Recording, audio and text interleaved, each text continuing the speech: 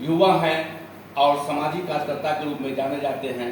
कोई भी सेवा में तत्पर रहते हैं, चाहे वो कोरोना काल में हो उसमें बढ़ चढ़ के हिस्सा लिए, चाहे वो किसी स्तर का मतलब कि ज़रूरतमंद को मतलब कि आप निस्वार्थ भाव से आप सेवा करते हैं और युवा भी हैं, इसके लेके आप सेवा करते रहते हैं।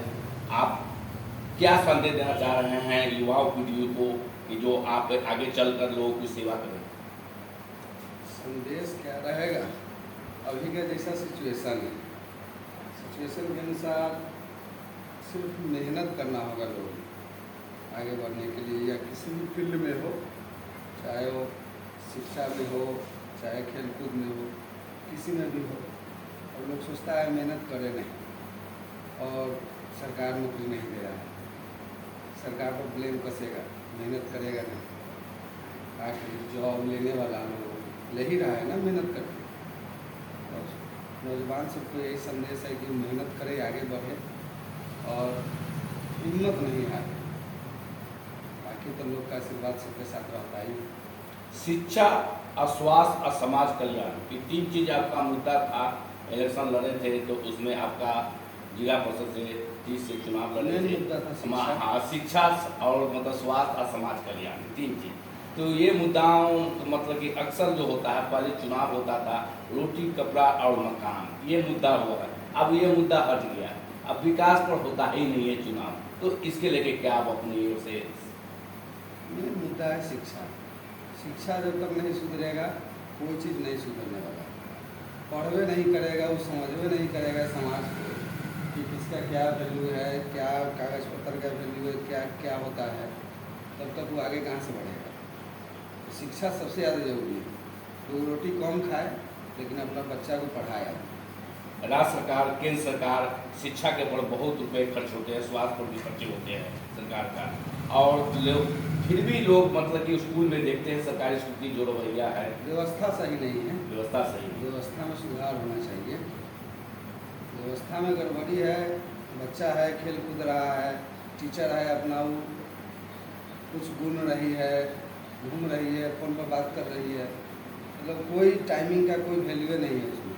अब राज्य सरकार का मतलब कि कहा गया है और मोबाइल पर मतलब कि थोड़ा सा उस पर ये किया जाएगा कि मोबाइल ज़्यादा इस्तेमाल नहीं करना है, ज़रूरत अगर अब आवश्यकता है तभी मोबाइल यूज करना है स्कूल के अंदर में। अब ये मोबाइल पर आ रही है, सरकार ध्यान दे देगी। लोग जो मोबाइल पर चैट करते थे, लोग मोबाइल पर ज़्यादा फेसबुक व्हाट्सअप ज़्यादा चलाते थे, उस पर थोड़ा सा शिक्षक पर आदेश आने वाला है और उस पर प्रतिबंध लगने वाला है। तो सिर्फ सीधा प्रतिबंध लग जाना चाहिए, ये वो टेलीफोन लग जाना चाहिए सरकारी, जिसका नंबर घर में सबके पास होता टीचर का, ठीक है। अगर कोई ऐसा आवश्यक पड़ता तो उस पर उसके फैमिली का लोग उसको फ़ोन करता, और जिसको फ़ोन करता उसको बुला के उससे बात कराया जाए। व्यर्थ में मोबाइल क्यों रखे अंदर? वो पढ़ाने के लिए अंदर जाते हैं, जैसे कि ड्यूटी होता है, तो ड्यूटी को ड्यूटी की तरह निभाए, उसका कर्तव्य है वो। लेकिन वो चीज़ शिक्षक भूल गया हुआ है, उसको सब सिर्फ टाइम पास करता है, सरकार का वेतन उठाता है और खाता है और कुछ नहीं। तब ना आज ये हालत है। बच्चा सब है खिचड़ी के लालच पर चल जाता है पढ़ने, और खा लेता है खिचड़ी और निकल जाता है, टीचर उसको पूछने वाला नहीं। कहाँ है बच्चा सब, क्या पढ़ रहा है? गांव में घूम के पूछिएगा, एक वो सवाल कर दीजिएगा, दाँत चियार देगा सब। बगल में मिथिला यूनिवर्सिटी है, वो ग्रेजुएशन मतलब कि 4 साल में फाइनल हो जाते हैं। यहाँ समय ज़्यादा लगता है और बिहार यूनिवर्सिटी का सेशन मतलब कि लेट होता है। बिहार मिथिला यूनिवर्सिटी का सेशन एकदम सेम चल रहा है और मतलब कि जो है 4 साल के अंदर में लोग ग्रेजुएशन फाइनल हो जाते हैं। यहाँ 5 साल लग जाते हैं। सेशन लेट नहीं चलेगा तो पॉकेट कहाँ से भरेगा सर? इतना घुसखोरी है सब लाइन में, सबका पॉकेट कहाँ से भरेगा? जितना टीचर लोग है, जितना लेट होता है, और स्टूडेंट है उसका गार्जियन कहाँ से उसको पैसा ला के दिया है फॉर्म भरने के लिए, कितना मेहनत करके लाया है, उससे उसको कोई मतलब नहीं। जाता है वहाँ पे, ये वो एल है उसको एम बना देगा, हो गया, उसको लग गया वो प्रॉब्लम ख़त्म, और उसको 5000 रुपया दो तो वो सुधार करेगा उतने से। इसी में घिसता है, तब ना आज भविष्य खराब है बिहार का। नीतीश कुमार जो शिक्षा शिक्षा शिक्षा कर रहे हैं, तो कहाँ सही हो रहा है शिक्षा? उनको पूरा ध्यान देना चाहिए था शिक्षा पर। जितना भी सरकारी स्कूल है पूरे गांव में, सारा सरकारी स्कूल पर मेहनत करना चाहिए था उनको। जब तक जड़ी से नहीं सुधरेगा, कैसे खून के ऊपर आगे की तरफ बढ़ेगा? तो जड़ी में उनको मेहनत करना चाहिए। ऊपरे ऊपरे दिखा देते हैं कि हाँ छात्रवृत्ति दे रहे हैं, साइकिल दे रहे हैं, लैपटॉप दे रहे हैं, तो वो देने से क्या होगा? जड़िए मजबूत नहीं होगा, लैपटॉप दे के आप क्या कीजिएगा? लैपटॉप ले लेगा, उतना तक पढ़ाई कर लेगा, उसके बाद क्या? फिर अब वो मतलब कि जो है से विवाद में चल रहा है शिक्षा मंत्री या प्लस इनसे चल रहा है, तो ये शिक्षा कैसे सुधरेगा और मतलब कि क्या मांग कर रहे हैं सरकार से कि ये शिक्षा स्तर सुधरे?